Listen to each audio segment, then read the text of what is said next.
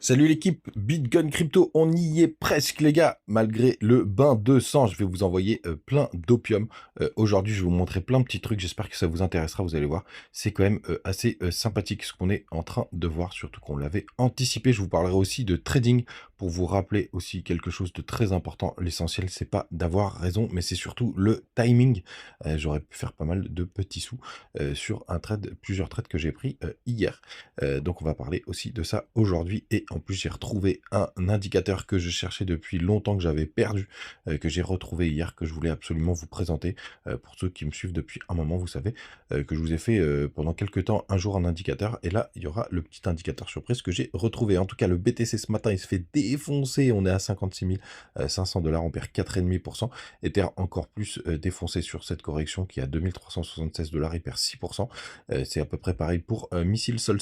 On a Ton, lui, qui défise complètement 8% de perte. C'est vraiment un bain de sang ce matin. Ça perd allez, en général, entre 4 et 5%. On a LTC qui se tient bien, qui perd que 0,4%. NIR, il perd 7%. XMR, lui, c'est le seul dans le vert. Il prend un petit 2%.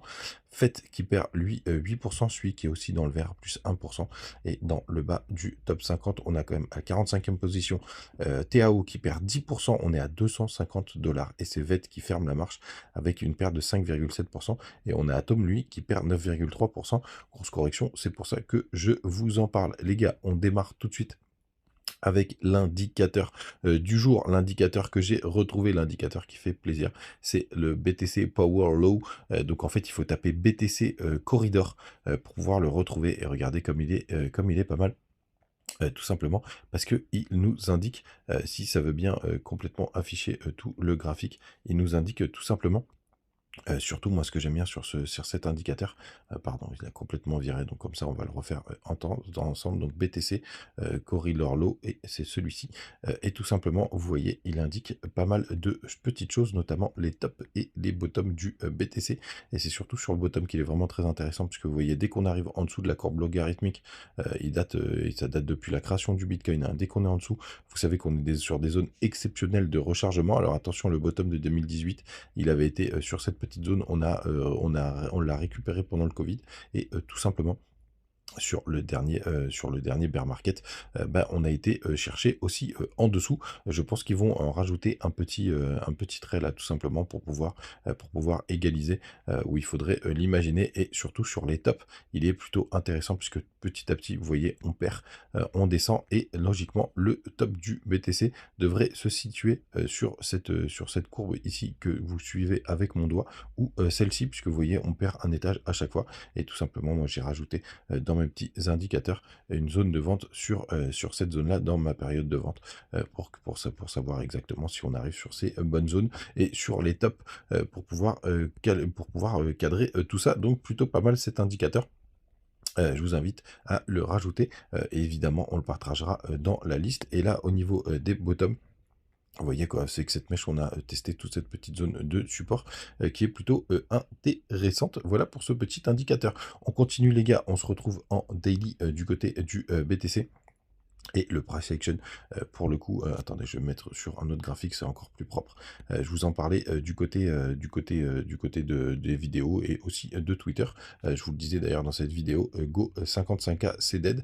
Même si on avait eu un petit peu d'espoir hier avec la reprise, je vous disais, il fallait la bougie de confirmation. Et regardez comme elle n'a pas confirmé hier. Tout simplement, on a réintégré direct. Donc c'était vraiment un petit fake out de rebond. Et quand on perd les 0,38, vous le savez, on arrive en zone de rechargement entre les 0,5 et les 0,618, tout simplement. Et on est dedans pour le moment. Alors, je pense qu'on a besoin d'une dernière petite correction.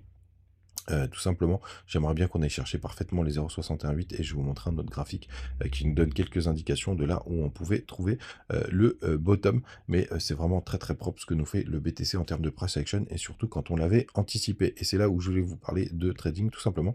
Hier, je suis rentré par 3 reprises, vous voyez, mes 3 selles en short. Tout simplement, à chaque fois, j'avais une petite mèche qui venait récupérer mes stops parce que je voulais un stop très serré pour pas me faire avoir. Et regardez, mon dernier short, parce que j'avais, comme vous le savez, c'est pas une surprise, mais je vous avais parlé de cette direction et que pour moi on était baissier. Hop, mon dernier short, je l'ai pris sur cette bougie. Attendez, je passe en 1 minute pour que vous voyez bien. Mon dernier short, je l'ai pris sur cette bougie.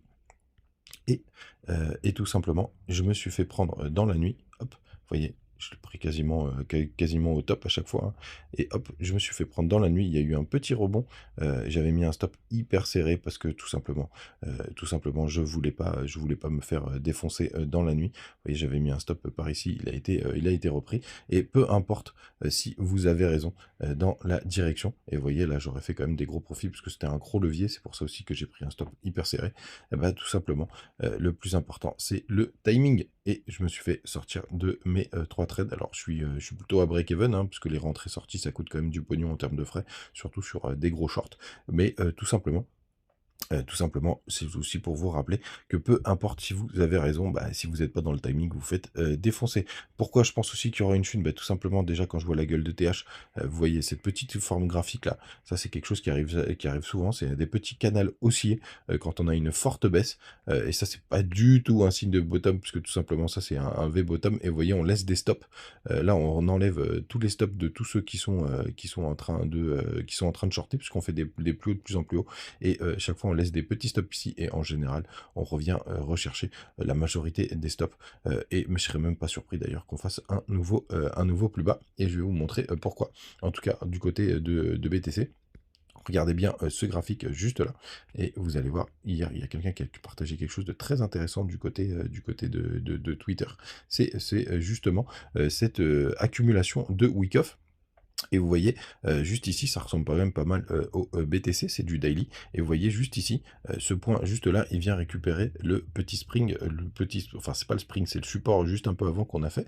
Et regardez, quand on voit justement ce petit support, il se situe à peu près sur cette mèche là. Et donc ça ferait un retour aux 53 500 $, donc un peu en dessous des 0,618. Ce serait plutôt pas mal. Donc c'est assez cohérent comme figure. Ça correspond à peu près à nos targets, donc je ne serais pas surpris qu'on ait ce dernier plus bas, ce dernier flush baissier. Et d'ici là, j'espère qu'on aura des belles divergences, notamment bah, pour le H4. Là, on commence à bien les avoir d'ailleurs, elles sont magnifiques, les divergences juste là. Hier, je vous disais aussi que je serais surpris, en plus, si on n'avait pas gratter toute la liquidité qu'il y a sous cette petite mèche juste là. C'est maintenant, c'est chose faite. Là, il reste de la liquidité sous les 53 800 $. Je serais pas surpris qu'on aille les chercher. Donc moi, c'est ma target à minima les 55 000 et pourquoi pas retester cette fameuse mèche à 53 500. Et dernière target, c'est la moitié de cette mèche juste là qui est souvent retestée, qui se situe aux 51 500. Donc on y est presque selon moi les gars. Et d'ailleurs à ce moment-là, petit à petit je rentrerai sur un petit long terme. Toujours cet indicateur qui est intéressant sur du long terme, sur de la all season. Mais allez jeter un œil du côté de Twitter, je vais pas en faire des heures dessus, parce qu'évidemment on l'attend depuis longtemps. Du côté des funding, on est très proche de zéro. On est même, bah tiens, on est en négatif du côté de Missile Sol-Sol, pour le coup. Comme je vous dis, j'attends une dernière purge. Mais pour autant, les gars, je vous dis, on y est presque, mais peut-être qu'on y est, hein, et qu'on a touché notre point bas. C'est pas impossible, tout simplement parce qu'on est sur une zone où on peut avoir le rebond du BTC. Moi, je pense qu'il en manque un dernier petit bout, mais pour l'instant, c'est plutôt pas mal. Les gars, n'hésitez pas à rejoindre les petits bonus du côté de BitGet, de BingX, de Bitmart et de Mexe. Je sais que vous les utilisez, beaucoup d'entre vous, donc merci, merci à vous, ça fait vivre la chaîne et ça me fait plaisir aussi de gagner un petit bonus. Et vous aussi, du côté des autres indicateurs. Tout simplement, il y a mon daily qui s'est affiché, mais c'est pas très intéressant. On en a déjà pas mal parlé. ETH face à BTC, on est encore en train de tester, enfin de tester des zones de repli. Ça suit pas mal le cours, hein, même si ETH s'est un peu plus fait défoncer. Là, je pense quand même qu'on s'approche du bottom, et ETH BTC aussi un bon indicateur pour nous le dire. Le dollar, lui, quant à lui, bah lui, il a un petit peu rebondi. Ah ben non, tiens, il est en train un petit peu de corriger là ce matin. Il est monté au 101,80. On espère qu'il va perdre toute cette zone. C'est plutôt pas mal. Et le SP500, il a pas mal corrigé hier. Enfin, pas mal corrigé 2%. Vous voyez qu'on est en train de gratter de la liquidité. Je serais pas surpris quand même aussi. Lui qui corrige quand même un peu plus. Allez, vers les 0,382 de tout ce petit rebond, et pourquoi pas pour aller chercher des nouveaux plus hauts. Les gars, j'espère que vous étiez contents de cette vidéo. Je vous ai montré pas mal de choses sur le trading, sur Wyckoff, et aussi sur d'autres petites informations avec le nouvel indicateur que j'ai retrouvé. On se retrouve demain comme d'hab. Ciao.